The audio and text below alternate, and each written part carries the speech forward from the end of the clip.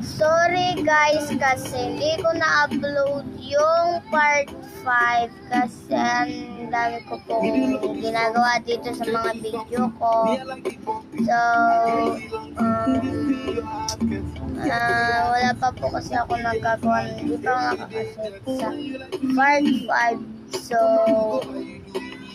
hanap ako.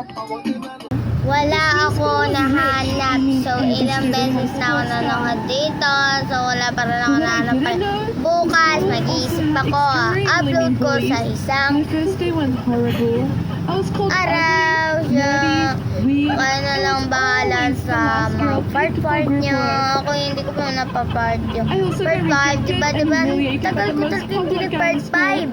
It was embarrassing. So Siguro, embarrassing that I didn't even want to attend the school bukas, prom that night. i-upload ko na lang. Bye. But that's when my best friend saved the day and decided